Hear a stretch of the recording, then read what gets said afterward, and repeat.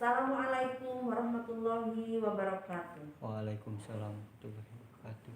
Selamat bertemu lagi dengan Ibu yang akan memberikan materi dalam MPLS ini, yaitu tentang belajar efektif. Anda sudah tahu ya yang namanya belajar, dari kecil sampai sekarang sampai dewasa yang namanya belajar itu seumur hidup. Bahkan belajar itu bukan hanya kewajiban, tapi belajar itu merupakan kebutuhan, diharapkan merupakan kebutuhan, bukan hanya kewajiban.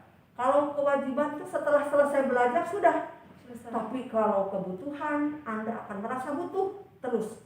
Makanya belajar itu dari lahir sampai akhir hayat itu diwajibkan untuk belajar. Nah, apalagi tadi kalau Anda merasa bahwa belajar ini merupakan kebutuhan, nah itu yang diharapkan. Jadi ulangnya kewajiban. Kalau kewajiban setelah selesai sudah, tapi kalau kebutuhan Anda akan terus merasa butuh untuk belajar. Nah, sampai di sini kira-kira apa yang dimaksud dengan belajar? Yang pernah Yulis rasakan apa belajar?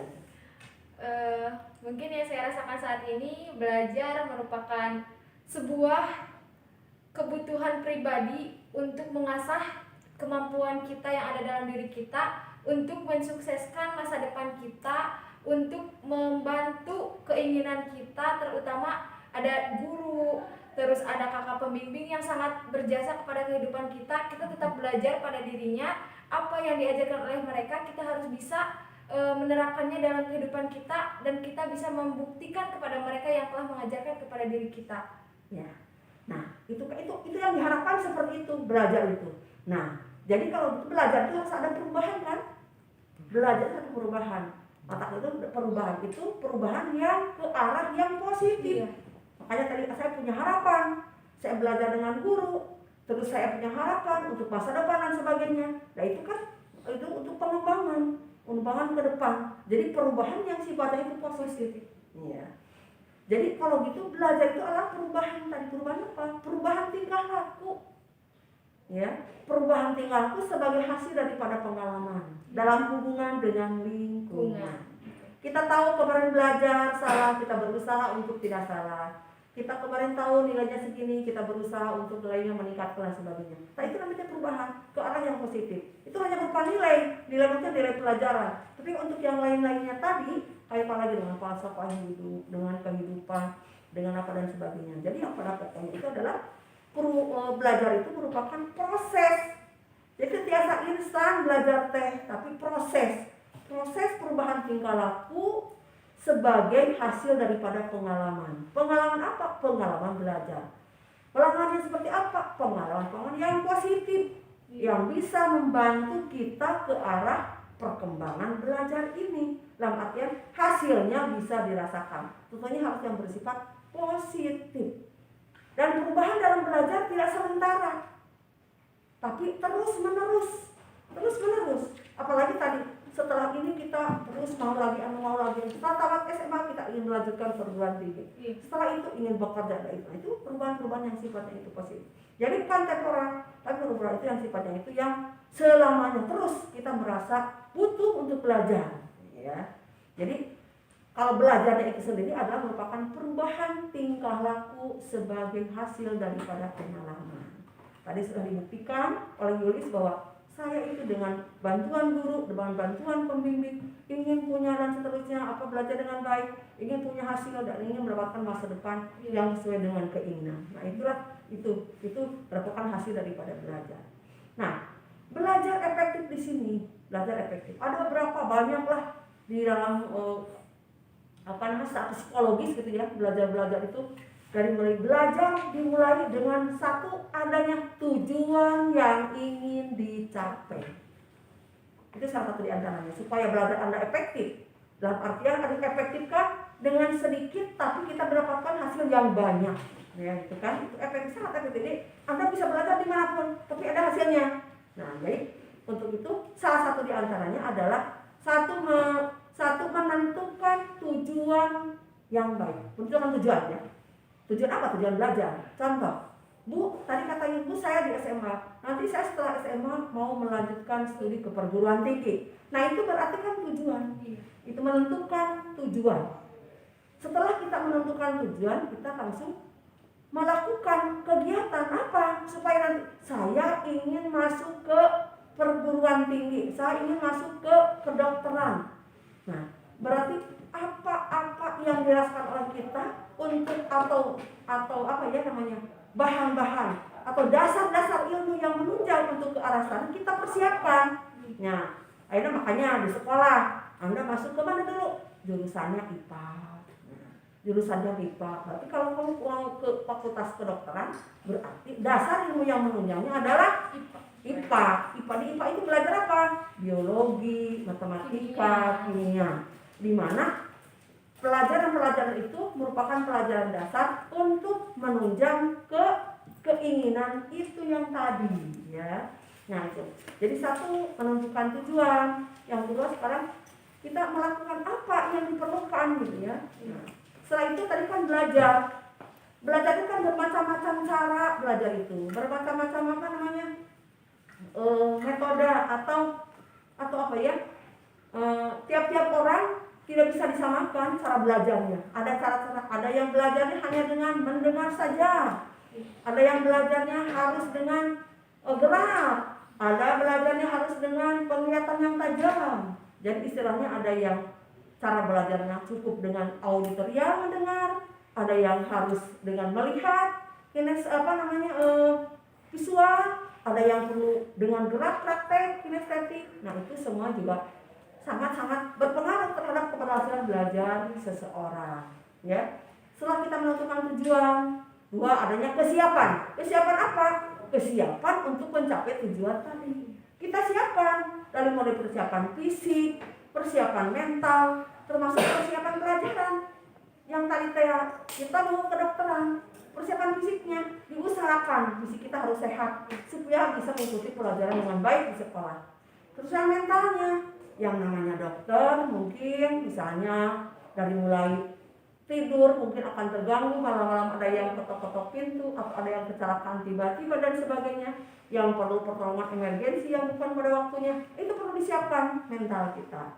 Dan persiapan apa? Persiapan belajar yang tadi Jadi kalau Anda bercita-cita ingin masuk ke fakultas kedokteran, berarti Anda harus masuk ke IPA dulu. Di IPA nanti pelajaran-pelajaran yang menunjang untuk kelanjutan studi tersebut betul-betul dipahami. Betul-betul dipahami menjadi dasar untuk kelanjutan studi berikutnya. Apa? Dari biologi, matematikanya, kemudian kimianya. Harus betul-betul disiapkan. Jadi satu tujuan, dua kesiapan. Yang ketiga tindakan. Tindakan apa ya? Kita berusaha. Tadi sudah tahu, oh yang mau disiapkan itu seperti ini. Berarti kita melakukan kesiapan tersebut. Dilakukan oleh kita. Seperti tadi, itu senang di biologi. Diusahakan, harus bisa. Kita harus mempersiapkan diri untuk bisa masuk ke perguruan tinggi tersebut. Jadi tidak bisa dengan leha-leha, tapi betul-betul harus disiapkan dengan matang. Setelah adanya tujuan, kemudian kesiapan, kemudian tindakan, nanti juga kita bisa menilai. Kita bisa menilai dari mana penilaian kita. Nah setelah 1 semester dengan tadi kita mempersiapkan diri dan sebagainya, kita pasti tahu mana nih yang kurang. Oh ternyata ini biologi saya yang kurang. Nah itu kan hasil penilaian kita. Nah itu berusaha hasil penilaian tersebut diperbaiki di berikutnya. Jadi kita jadi pede kesananya. Kita namanya juga usaha. Walaupun hasil kadang-kadang ada hasil tidak sebanding dengan usaha, kadang-kadang seperti itu. Tapi kan yang nama hasil bukan kewajiban kita itu. Allah yang menentukan. Yang paling pokok kita harus sudah berusaha mempersiapkan diri ke arah sesuai dengan keinginan kita, ya. Jadi terakhir dari sana kita harus bisa mengevaluasi. Evaluasi apa? Keberhasilan. Makanya di sekolah juga ada evaluasi. Ada evaluasi setiap 1 bulan, kadang-kadang dengan ulangan guru itu. Ada yang evaluasi lewat tugas tambahan. Ada evaluasi lewat tindakan. Jadi bukan hanya pengetahuan saja di sekolah, juga termasuk keterampilan dan sikap dilihat. Artian aplikasi dari ilmu itu sampai sejauh mana. Nah itu kan lewat sikap berarti. Nah ada evaluasi untuk pengetahuan. Di antaranya itu yaitu lewat ulangan-ulangan yang diselenggarakan baik oleh Bapak Ibu guru kelas ataupun nanti secara serentak dilaksanakan oleh sekolah, ya. Nah sekarang supaya kita belajar efektif tadi, kadang-kadang tiap-tiap orang itu, tiap-tiap siswa berbeda-beda cara belajarnya itu. Tadi ada yang mendengar, jadi maksudnya dominannya pendengarannya atau auditorialnya. Yang kedua ada yang dominannya visualnya, lalu telinga mata biasa, apalagi ada yang seperti itu. Jadi perlu melihat, harus bagaimana membaca dan sebagainya. Ada yang Bu Agnes tercekap membaca tapi perlu mendengar. Jadi auditornya juga disiapkan dengan baik. Dalam artian seperti gini. Ada yang dengan belajar itu membaca. Berarti kan visual di sana ya. Visual di sana yang bergerak itu membaca. Tapi jadi kalau dengan situasi yang tadi kayak tidak tenang, kalau itu membaca kudu tenang, akhirnya dia merasa terganggu dengan lingkungan yang tidak tenang, tidak bisa saja belajar. Nah, kemudian ada yang auditorial dengan pendengaran, kudu dibacakan ya, namun diajar teh. Jadi ada yang kalau temannya membaca ngapalkeun, dia mendengar, cepat dia paham. Berarti itu kan auditorial. Ada yang namun belajar teh kudu sambil menulis. Jadi beliau baca dan menulis, berarti itulah termasuk kinestetik di sana. Jadi biasanya asalnya itu ke keterampilan di sananya, ya. Nah, biasanya gimana kok tentang ini anak-anak biasanya itu ketiganya juga dilakukan oleh dia, disesuaikan dengan mata pelajaran yang didapatnya. Jadi, mempelajaran ilmu ya, kuruna kan bisa pelajaran sejarah. Oh, ini pendengaran yang harus ini misalnya. Pelajaran itu visual yang harus banyaknya. Ketika belajar keterampilan berarti kinestetiknya yang lebih dominan. Nah, itu bukan maka dari tiap orang juga punya gaya belajar yang berbeda-beda sesuai dengan kebutuhannya. Tapi biasanya ada variasi itu ada di tiap-tiap orang. Hanya dominannya yang mana? Nah, itu nanti bisa dilihat dari apa? Dari ada skalanya ya. Nanti kalau sudah masuklah. Kalau sudah belajar dengan ibu, Anda bisa mengikuti, Anda termasuk cara belajar atau gaya belajar Anda itu termasuk yang mana? Apa visual, apa auditorial, atau kinestetik. Nanti lebih banyaknya kalau kita sudah tatap muka, belajar di kelas kita lebih banyak lagi. Ya, yang pokok sekarang kaitan dengan efektif tadi. Jadi selain kita melihat gaya belajar, juga kebiasaan belajar seperti apa? Ada yang pokoknya kebiasaannya itu belajar di malam hari. Gak apa-apa, itu masa penting mah. Setiap Anda belajar yang disebut efektif, ada hasilnya buat Anda. Jadi Anda itu harus mampu menggunakan waktu, apalagi yang aktif di organisasi, waktu apapun bisa digunakan oleh Anda untuk belajar. Aduh, besok mau ulangan.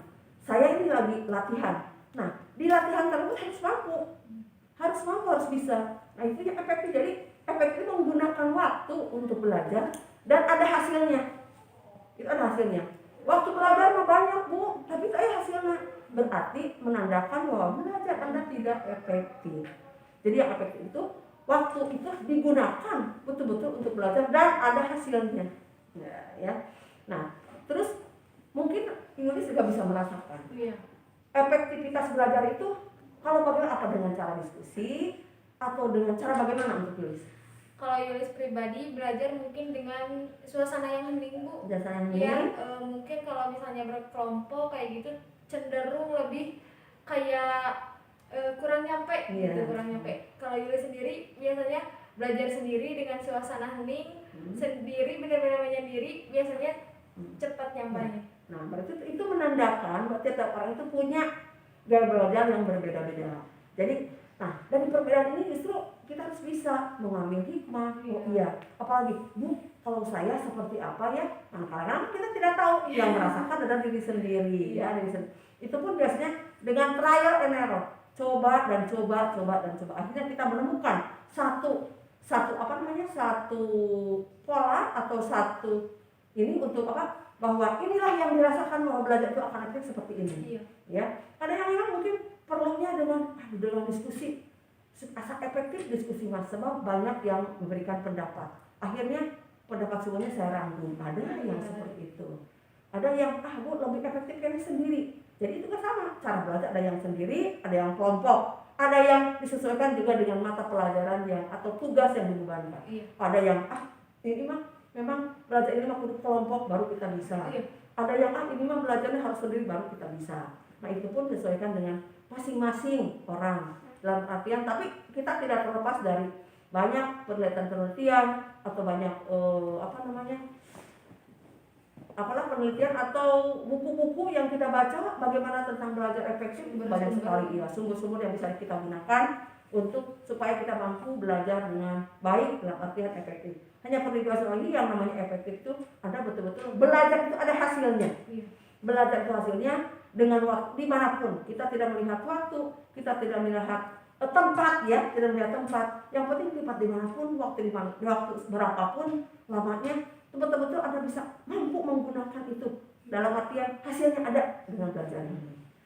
Ya, jadi kalau kaitan banyak sekali lah pokoknya literatur sumber yang kaitan dengan belajar silakan Anda baca. Mudah-mudahan anak yang lebih senang dipakai gitu. Kalau misalnya teori belajar yang ada yang Anda pakai yang mana silakan, tergantung kepada suka-suka dan sebagainya di sana ada. Yang penting Anda harus paham bahwa belajar itu merupakan perubahan tingkah laku sebagai hasil pengalaman, dan belajar itu sifatnya itu positif. Anu negatif mah sanes belajar eta mah pengaruh nominal negatif. Tapi kalau belajar mah semuanya juga positif dan terus tidak temporer tapi terus sepanjang hidup. Nah, mudah-mudahan adik-adik semuanya, anak-anakku sekalian, peserta didik SMA Negeri 3 Tasikmalaya ini, Anda dari rumah, dari SMP yang berbeda-beda, sekarang bersatu dalam satu SMA Negeri 3 Tasikmalaya. Mudah-mudahan Anda bisa belajar dengan baik di sini, mampu menggunakan fasilitas sekolah dengan baik untuk kepentingan belajar Anda. Dan silakan Anda nanti kalau tidak bisa Anda bertanya pada guru dan sebagainya. Itu makanya manfaatkan fasilitas sekolah, manfaatkan